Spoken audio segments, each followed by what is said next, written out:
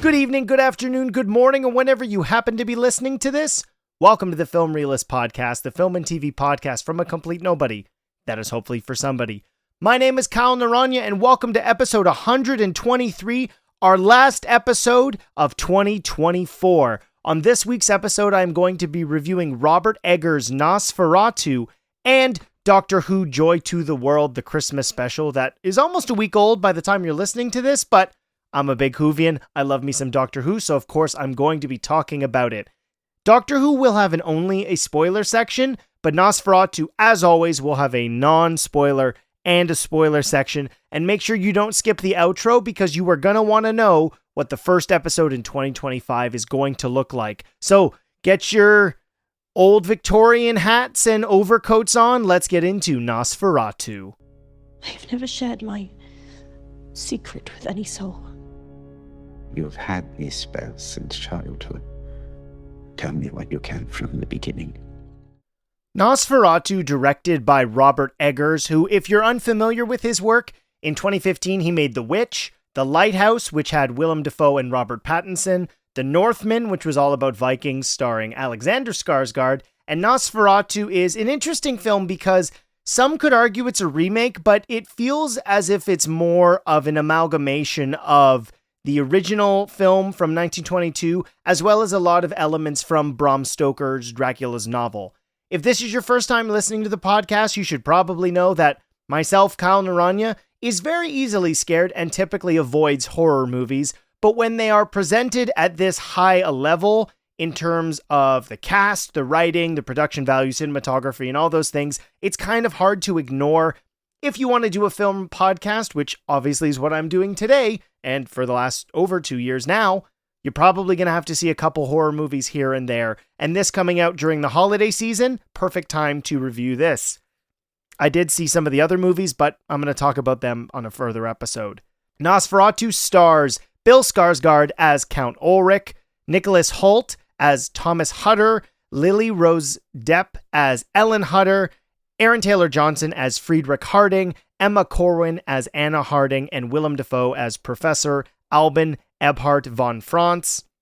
And there is a continuation of the supporting cast. This movie's really interesting, as I obviously touched on the influences to this. That can be really tough, specifically with a genre that we're so familiar with. Dracula, as well as vampires in general, are such a touchstone of pop culture, and there's only so many ways to do that. We, of course, had a substantial amount of slasher films in the 70s and the 80s, and then more art house horror movies. You even had Bram Stoker's Dracula, which was directed by Francis Ford Coppola back in the 90s. So vampires are a significant part of pop culture in general. We're all aware of the tropes. What is the weaknesses of a vampire? What to expect really from a vampire story? The nobleman who lures his new bride and potentially devours her husband, or uses that as some sort of prop to further himself into society and eventually take over. Obviously, Nosferatu and Dracula's origins, but they vary dramatically depending on the origin story, if they're bothering to do that to begin with.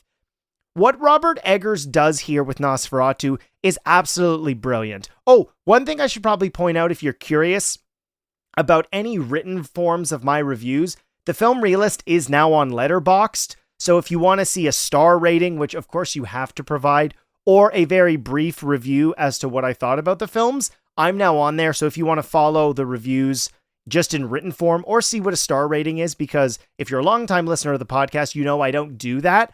It might be something I add in 2025, but I'm kind of on the fence with that. Back to Nosferatu. The cast for this movie, as I listed them out, is absolutely stacked. I have to start this review with the fact that I watched one episode of The Idol, absolutely hated it. I thought it was obnoxious and just loathsome. Lily Rose Depp's performance as Ellen is career defining. I would not be surprised if a substantial amount of serious art house or significant directors in Hollywood want to use her now, because this is a tour de force performance. What works so well in these movies, particularly ones that are not going for schlock, they want to be treated with respect the horror, the tone, the unnerving feelings you're supposed to be feeling as the tension builds throughout a film like this only works when your cast is this incredible. The reactions that these actors provide when seeing things that is unknown to us, which just adds to the level of tense.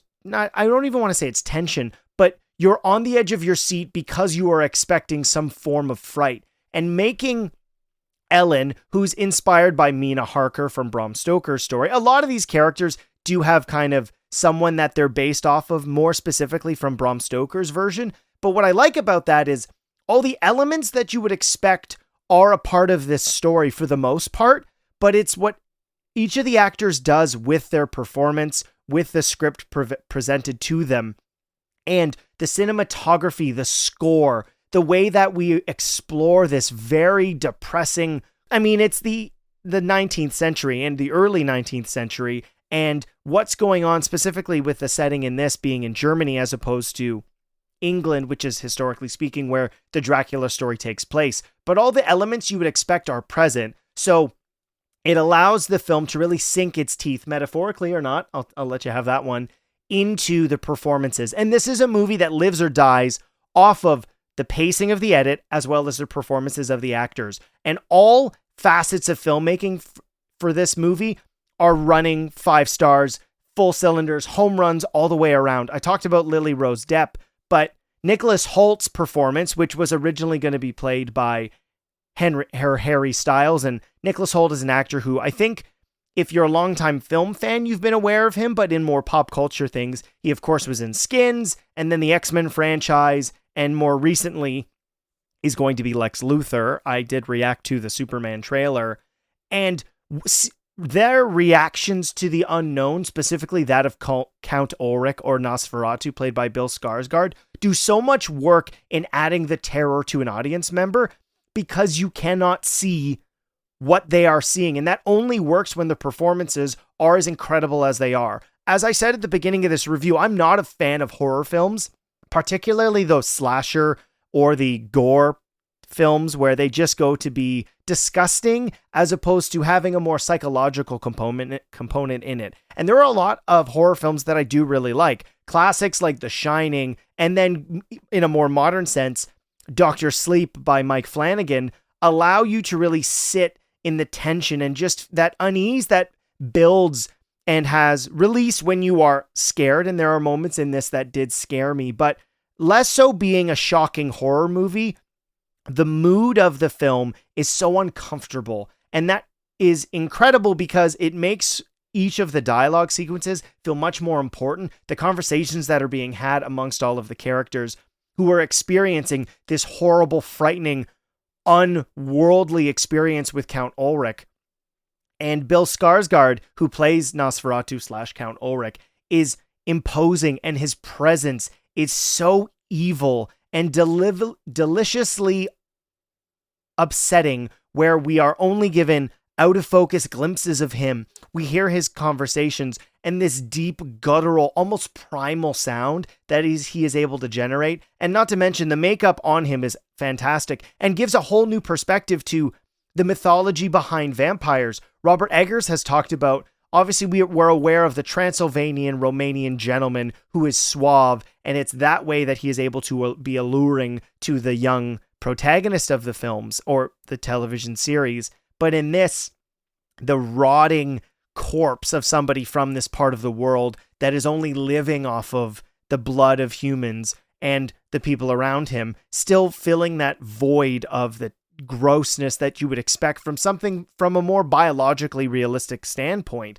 It's funny, this is kind of a side tangent, but I had just finished narrating, because I did read it out loud, the first Harry Potter Philosopher's Stone with Melody, and then we eventually watched the movie, and that phase of Voldemort where he's just living off of unicorn blood was just, there was a reminder to me as we were watching this film. Obviously this is much more grotesque and horrifying, but that undead living monster is absolutely present in this film. And as somebody, like, I'm going to say this a lot because I'm not somebody who's seen a ton of horror movies. I avoid the more budget, scary ones for the most part, but when they reach this realm of critical acclaim, it's a film I have to see, regardless of how uncomfortable I'm going to be with the experience. And the fact that this is able to do that, but not in a way where there's a ton of jump scares, you're expecting to just be shocked by a lot of things. It's the way that the whole film is constructed that allows for that opportunity to make you feel uncomfortable with what's going on, making the unseen just as terrifying as seeing the actual monster, which I really appreciate. And while you can criticize that essentially the narrative and plot structure of this film, that's not going to be necessarily shocking. There's a lot of plot points that are familiar. There's only so many ways we're over 100 years old when the first Nosferatu came out, and Bram Stoker's novel is from 1897.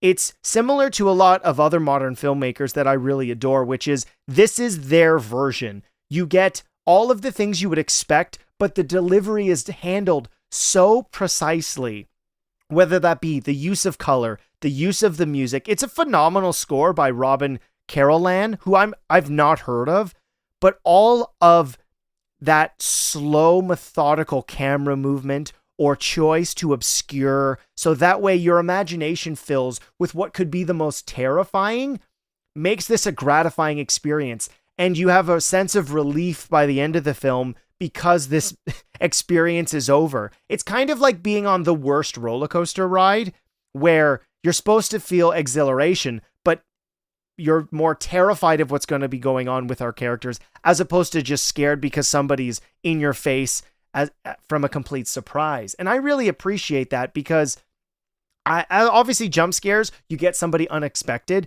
Those things work, but they're not going to last over time.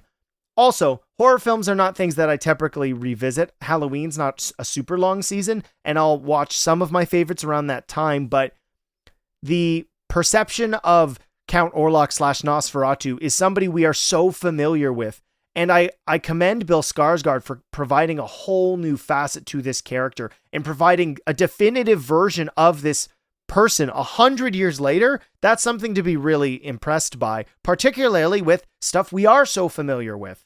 I honestly don't think I can talk much about the film outside of that. It's a very well executed movie that manages to deliver a fresh yet familiar version of the Dracula / Nosferatu tale. If you're somebody that loves horror and thrillers, this is definitely a movie you should be checking out.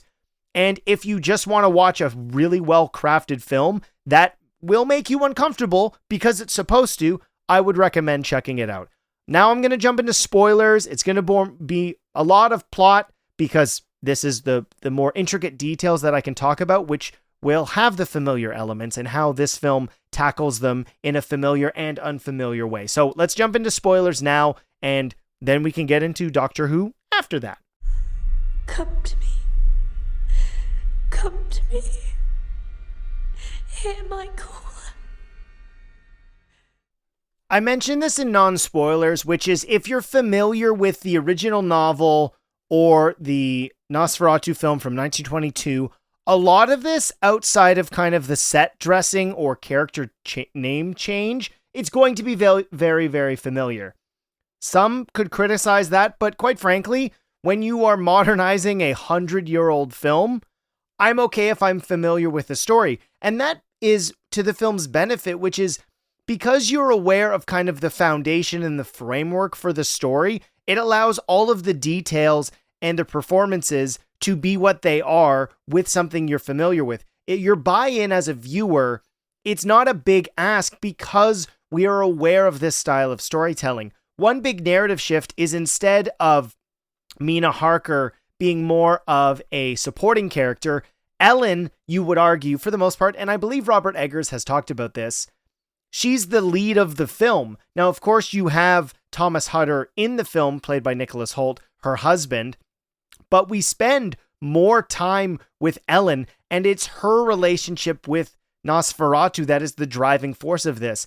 When she was a young girl, she was drawn to evil and eventually caused a relationship with Count Orlok. And it is since several years pass by, and it is years later on. I think it just says a few years later. I don't remember specifically, but there is something comes up on the screen to let us know how long it's been. Ellen has now grown up. She is recently married to Thomas Hutter, who's a real estate agent. And as you would suspect, he is sent off to Transylvania because this reclusive count wants to buy land in Germany, which is where the film takes place in this setting. So he goes off, but as we do get to experience his journey and the horrible, unnerving unnormalcy that he experiences on his way to Count Ulrich's place, we spend a lot of time with Ellen, and her bond with Nosferatu is only growing as the film goes along. Her connection, her need to feel their relationship rekindled is giving her seizures and nightmares.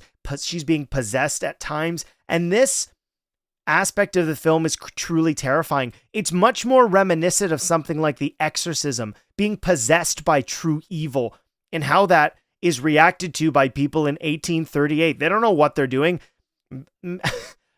Look up what doctors used to do back in the day around this time, and it's absolutely insane. They don't know how to react to something like this. This goes against the Bible, which was a big thing. Obviously, religion was much more a part of the everyday life during this experience, and everyone around her, the two friends that she's spent with, or spends time with because Tom has left, that being Aaron Taylor Johnson's Friedrich Harding and Emma Corwin's performance as Anna Harding, and their bewilderment by this behavior. What do we do? Like, she must just be sick, or she's lost her mind, which is reference that she may have had in the past because of these seizures and possessive nightmares, but they don't know what to do. They bring in the local doctor who's like, I don't know, man, this is truly insane. And then on the flip side, we get to see this terrible experience that Thomas Hutter experiences, very reminiscent of what we see from Jonathan Harker when he goes to visit Count Dracula. He has these horrible visions. He's constantly passing out. He is quite literally a feed bag for Count Ulrich. And the filmmaking here, similar to the classic monster movies of old, and I want to commend Robert Eggers on this. In so many modern films, audiences expect to be gratified very quickly. They have the patience for a slow burn has happened less and less in films. But in Nosferatu, similar to something like Jaws or films of old, we are slowly introduced to this character. We see him in silhouette. We get glimpses of his physique, but they're out of focus. And the terror in Thomas Hutter's eyes are what sell how horrifying this creature must be. And they deliberately delay how long it takes to truly see what a monster he is. And it makes for such a tense-filled experience that only comes down to a masterful director like Robert Eggers. And I commend him for doing that, because when you're working on something that you have been a fan of for such a long time, and when you look into the interviews, Robert Eggers has wanted to make this movie for a long time, but ultimately wound up making other projects. So he's had the opportunity to truly sit on what would be his version of this story. And the way that it unfolds, where we meet, I mean, he is just Abraham Van Helsing, but Willem Dafoe's character of Professor Albin Eberhard von Franz allows Willem Dafoe to almost be, and in a fun way, it felt reminiscent of this, but obviously the dialogue is much more old-fashioned, almost Old English at times, but being a combination of Abraham Van Helsing and a Norman Osborn, like somebody who is so specific in what his beliefs are because he believes in the paranormal, and knowing we are going to have to address this in ways that are not the norm of society now. And that driving force of Ulrich wanting to be back with Ellen, pushing the story along, and the horrible experiences that Thomas goes through, eventually escaping, but having been fed on for, we're not sure necessarily how long, him reuniting with Ellen, and them trying to figure out how they're going to destroy hell on earth from Nosferatu, who has brought a plague ship filled of rats that's going to destroy the city. Ulrich knowing that through his evil plan that the worse I make things for everybody around us, the more likely it is that Ellen, who's, interestingly enough, this was an aspect I wasn't necessarily familiar with, but she has to volunteer herself to reunite, in a carnal sense, back with Count Ulrich. And the lore behind this we learn throughout, by Willem Dafoe's character, finding essentially the demon Bible. What do they have to do? Well, we have to destroy his sarcophagus, or his oh my goodness, what are they called? His coffin, so that way he cannot return to it in the morning. A classic element of vampirism is still upheld in this film, which is that he is still somebody who cannot be in the sun. So we see a phenomenal use of candlelight shadow work in this, which does feel very classic in its sense, but you're able to do that in a more modern sense. I'd be surprised if this isn't the case, but it felt like there's several shots of the city that felt very reminiscent of model work, and whether they did that over a real place or with a drone, regardless of that, it works really well. And specifically talking about the cinematography in this film, where Jarin Blaschek, I don't believe I'm saying that right, but worked with Robert Eggers on The Northman and The Lighthouse and The Witch, really understands how slow to move the camera significantly increases that sense of dread through all of the reveals of Count Ulrich, or knowing when quick cuts are necessary, but that comes down to the edit and all the opportunities to really have the audience be filled with terror.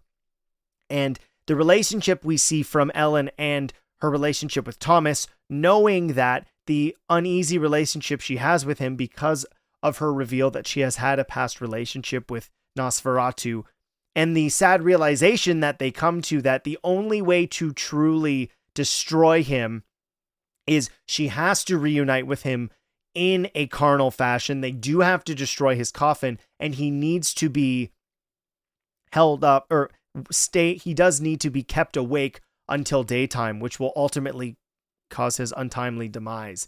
And the horrible relationship that this has, and the gruesome nature to which they use the way that vampirism works with the blood in this instance, instead of it being that almost seductive bite on the neck, it's closer to the heart. It's a much more primal thing where they're bitten in the chest. Just makes the action of a vampire bite much more visceral, and it removes any of that drama we're used to, making this more animalistic as opposed to the pop culture stuff that we are very familiar with. While this obviously does have a lot of that, I'm really enjoyed the fact that we get to explore this aspect of it, trying to approach the very old inspiration that would have inspired the original novel and the Nosferatu film, which Robert Eggers had talked about. His approach being unlike one we've seen from in the past.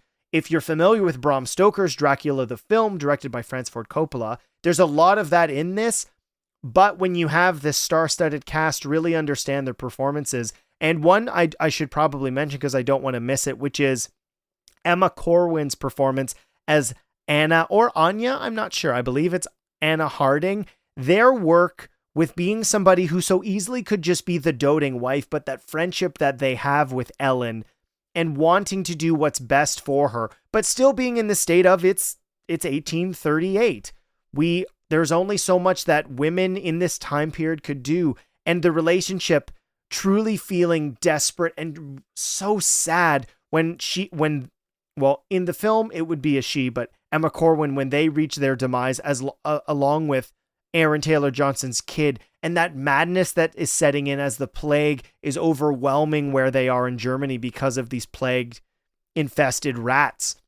And you just feel that the walls are closing in them needing to find a solution. Not just Count Ulrich or Orlok, sorry, I keep saying Ulrich, Orlok being that character, but the environment that they are living in quite literally is closing in on them. Not just this one monster. I realize now that I've probably said Ulrich a ton. I mean Orlok.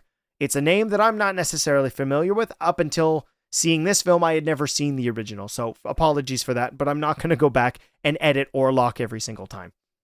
I absolutely adored this film. It's fantastic. Again, if you're somebody who doesn't love horror, I think this is much more in that thriller aspect. You will be scared, potentially, if you're not somebody who has hardened to all of the scare elements that are part of this movie, but it addresses it in a much more tension aspect, the slow, methodical, unnerving aspects of all of the filmmaking, and this film is absolutely spectacular, and I really loved it. And if you're somebody who enjoys the vampirism part of pop culture, this is definitely something you should check out. Would recommend 10 out of 10. Not in terms of the score, but I would absolutely recommend it. If you're thinking about seeing it on the big screen, absolutely do that. It is truly cinematic with what they're able to do on the big screen. This is not nearly going to be the same on the small screen. That will do it for my this is spoilers. This will do it for my spoiler review of Nosferatu. Now let's have some fun and discuss Doctor Who Joy to the World, the 2024 Christmas special. Wherever there's a corporation, there is PR. They just can't stop themselves. Evil must logo. Joy to the World is Ncuti Gatwa's second Christmas special, and I watched this Christmas evening after my belly was full of turkey and stuffing. I loved this episode. For one, it takes a lot of elements that I really enjoy, particularly from Stephen Moffat's first full series, that being Series 5 with Matt Smith, having these bootstrap elements of time travel where the Doctor we are experiencing is not necessarily the one that starts the adventure, having that be a part of the Doctor's story, particularly after what was quite an emotional conclusion, that being of Series 14. No, I'm not calling it Season 1 in 2025 or 2023 or no, it was 2024. I'm not doing that, Disney. I know you want us to do that, but as I said in my videos beforehand, I don't want to. The dynamic that Ncuti has with Nicola, I believe it's Coughlan, who plays Joy, and that dynamic of somebody down in the dumps because of her relationship, this adding elements of COVID, which I know some people aren't necessarily going to love, like why didn't the Doctor solve COVID? Real world things still happen as a part of human history that could potentially be fixed points in time. We see the Doctor go back to World War II in Matt Smith's era, and having somebody who had to deal with the consequences of the lockdowns, particularly in the UK. I'm not necessarily familiar with how that was run. I'm here in Canada, and we varied from the United States, which varied from Australia. So the dynamic that adds with somebody's sorrow and her relationship with her mother, and having lost her and being unable to hold her, give her a goodbye kiss, and missing out on something because of what was going on in the world at the time. This being something she feels guilty for. And somebody suffering from such self-loathing, allowing the Doctor to, for one, use that against her in a healthy way when she does have the briefcase attached to her, but that providing him an opportunity to realize that he's been self-loathing because of losing Ruby Sunday, who has a new family and he should be grateful for her, but regardless of this being the first Doctor from a bi-generation, he's still somebody who, in his old age, he is very, very old, falls into habits, losing somebody he cares about. The Doctor has never reacted to that well. He normally just goes and does a bunch of adventures and is eventually pulled out of that by a special person. Not only in this is it Joy, but his relationship when he has to spend an entire year at the hotel makes for another really great dynamic. That be him playing with, what is her name? It's not Sylvie Trench. Who does he spend his time with? I'm trying to go over the wiki really quickly, and I cannot remember. Anita. His relationship with Anita, who a lot of people really appreciated, and I enjoyed. Getting to see the Doctor do normal things is always really funny. Some of these elements are crafted significantly well by Stephen Moffat, who is familiar with doing this with his, well, he had two, but with his first Doctor, that being Matt Smith.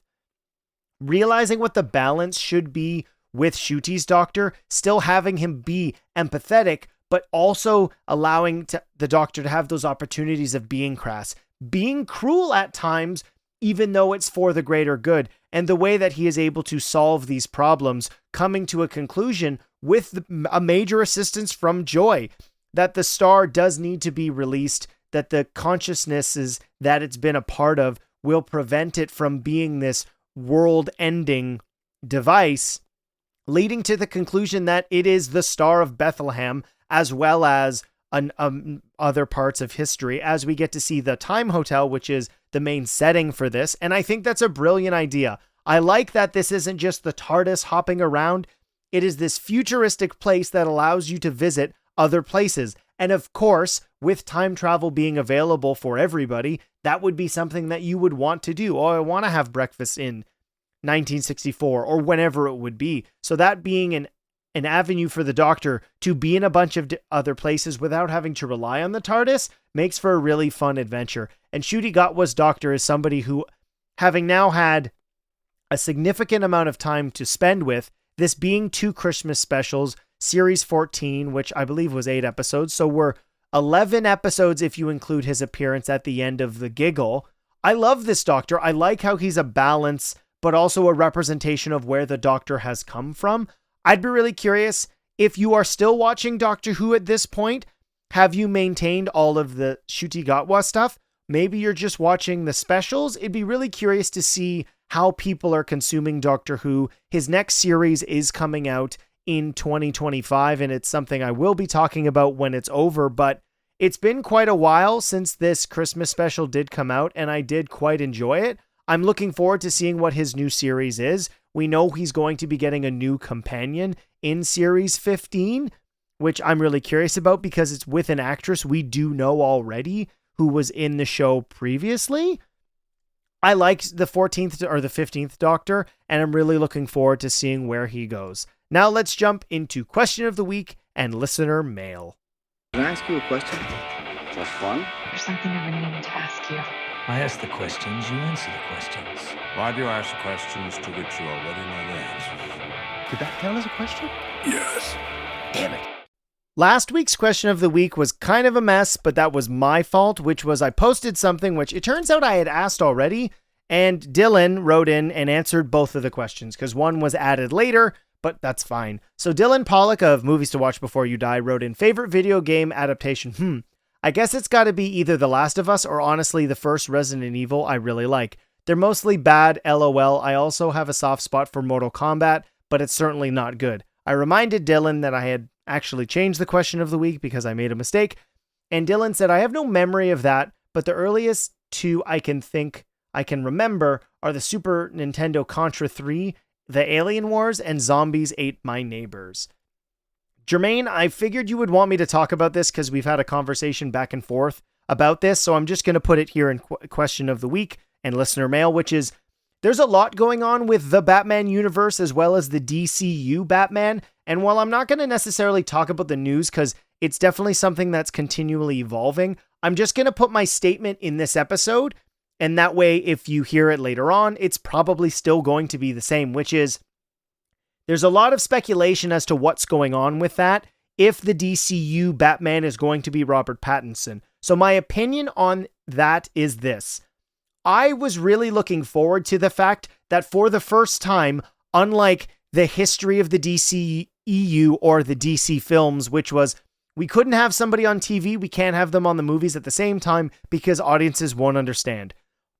If this is still the case, I'm absolutely driven mad by it. However, I was actually really looking forward to having the Batman epic crime saga with Robert Pattinson and Matt Reeves' universe, especially after Penguin, which was absolutely incredible, being a much more dark and methodical detective aspect of, or portrayal of Batman, and the DCU Batman being someone who's in a much more supernatural, paranormal, super-powered universe, fighting people like Clayface, who we saw in the most recent episode of Creature Commandos. So unfortunately, I don't want those things to merge. If they find a way to do it, I'm sure it will be great because Matt Reeves is a phenomenal writer.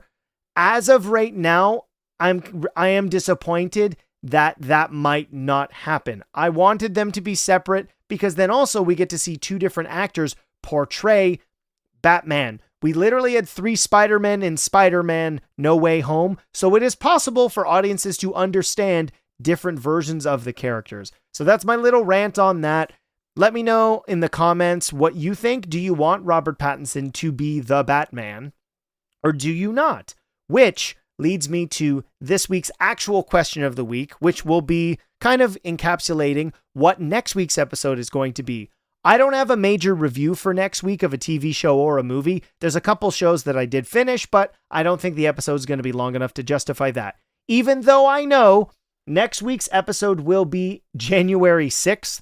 I thought it would be great because I need a couple more days to wrap up things I want to see.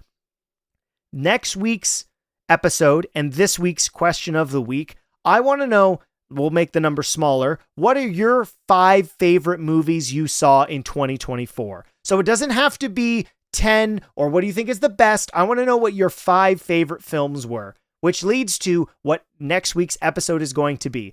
Next week's episode is going to be my 10 favorite films of 2024, as well as my 5 favorite TV show seasons in that year, and my top 10 most anticipated movies for 2025. So you can look forward to all of that next week. If you loved this episode and if you are a fan of the Film Realist podcast and have not done this yet, please leave a 5-star review if you are listening on an Apple device. There's a number in mind of reviews that I'm hoping to reach that will allow the Film Realist to get onto the next stage of film criticism, which would be absolutely incredible. So please consider doing that. If you love the show, consider sharing it with a friend who also loves the ramblings of one Canadian on his favorite films and TV shows. I've already told you what you can look forward to next week, so I hope that episode is one you're going to be looking forward to. My name is Kyle Naranya, and I will see you next time.